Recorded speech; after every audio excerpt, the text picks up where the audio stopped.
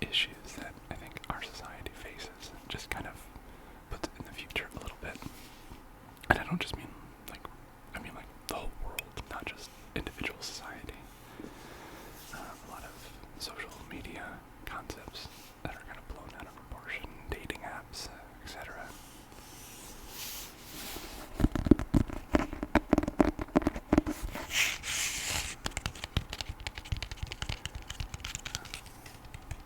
Just to kind of give a feel for what this book's about.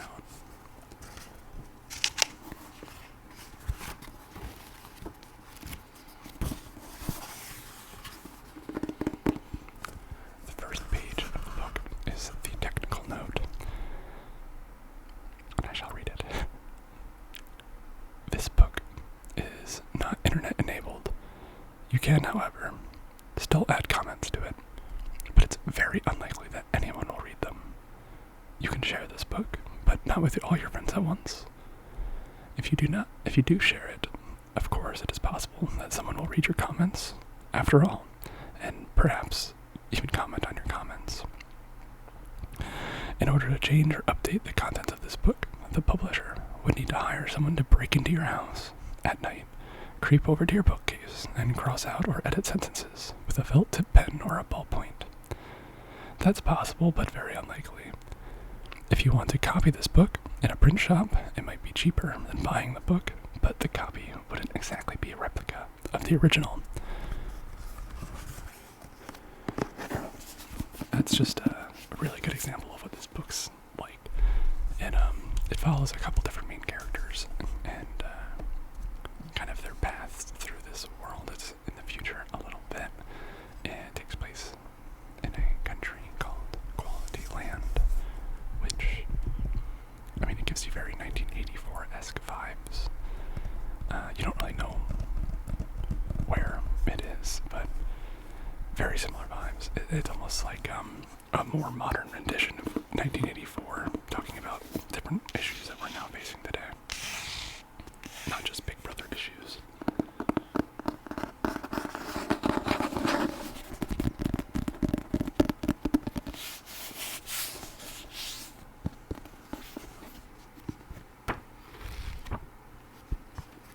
I'm about halfway done with it.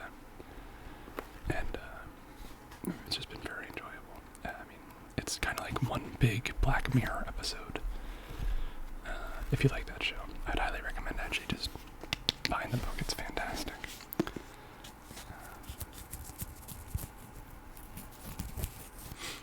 I guess I'll move on to the next book. The next book is not a book I'd recommend necessarily, unless you like history. It's called A History of the World in 6 classes, I think, yeah. A History of the World in 6 Classes by Tom Standage. He writes a lot of history books, and I've read a couple of them. This one particularly is about kind of following the history of the world, but through beer, spirits, wine, tea, coffee, and Coca-Cola, or sodas in general, but mostly Coca-Cola. And it's a very, very good book. It's got a lot of good knowledge in it if you like history, and it just kind of gives you an interesting perspective about the world.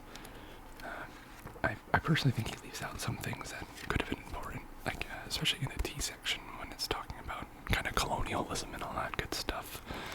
But yeah, it's a very good book. I don't really have any excerpts from this that I wanted to discuss, so I'll just kind of shut up for a bit and tap.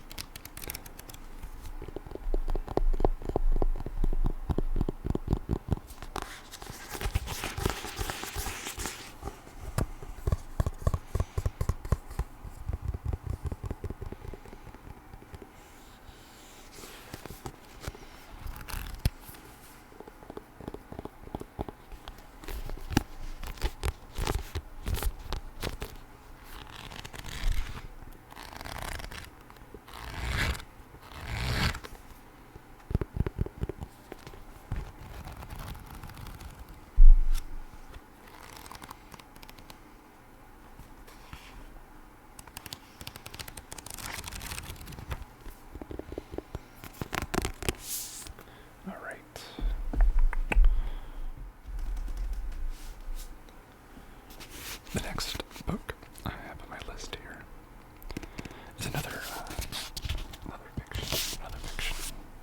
fiction novel. This time I left the sleeve on it for some crinkles. This book, actually, there's the title, is called The Ghost Variations. I'm not too far into it yet, maybe like 3 chapters, but it's just a bunch of ghost stories. They're not very long, sometimes only like a page each. Actually, this one is only a page, but it's been very good so far. It's a very interesting take on ghost stories. They're not necessarily scary or even all that ghostly, just off-setting. I could probably read at least some of, maybe a story or something. I'll read this introduction here. Ghost stories tap into our most primal emotions as they encourage us to confront a timeless question: what comes after death? Here, in tales that are by turns scary, funny, philosophical, and touching, you will find the questions that sharpened, split, reconsidered, and met with a multitude of answers. A spirit who is fated to spend eternity reliving the exact moment she lost her chance at love. Ghostly trees that haunt the occupant of a wooden house, specters that snatch anyone who step into the shadows, and parakeets that serve as mouthpieces for the dead. These are just a few of the characters in the extraordinary compendium of 100 ghost stories. Kevin Brockmeyer's fiction has always explored the space between fantastical and everyday, with profundity and poignancy. As the previous books, the Ghost Variation discovers new ways to look at who we are and what it matters to us. Explore the mysteries, sad, strange, and comical. It is to be alive, or, as it happens, not to be.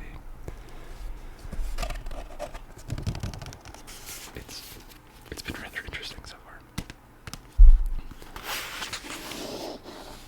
And if you like kind of interesting, quick stories, anthologies, and such like that, I would actually recommend just, even though I'm only a few chapters in.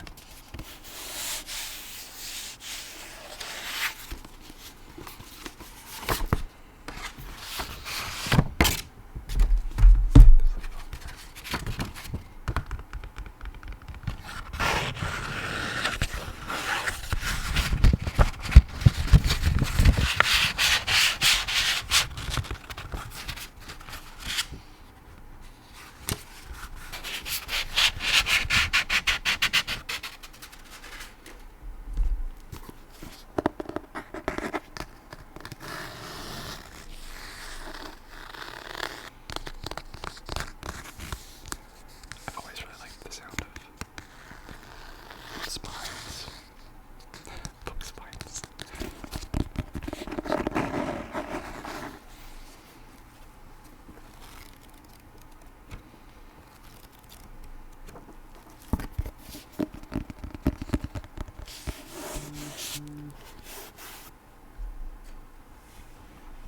Don't my phone vibration to keep going off there.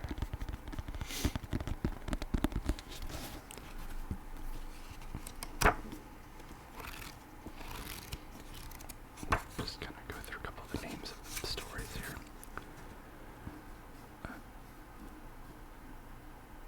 Ghost and Memories.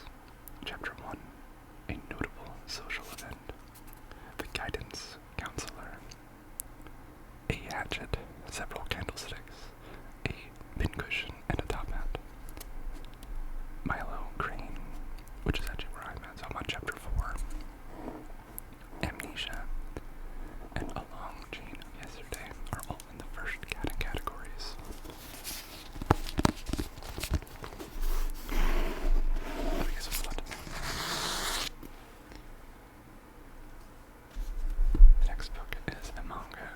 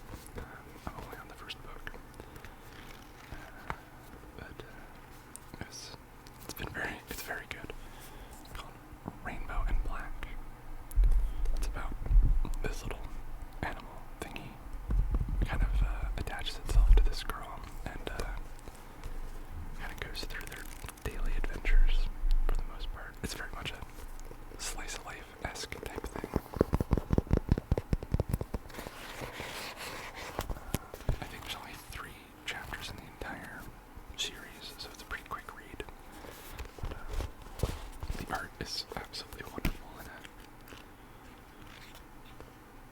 Or at least I think so. I really like this art. Just, I think it's very well drawn out, very well stenciled. It's also just, it's a super goofy story.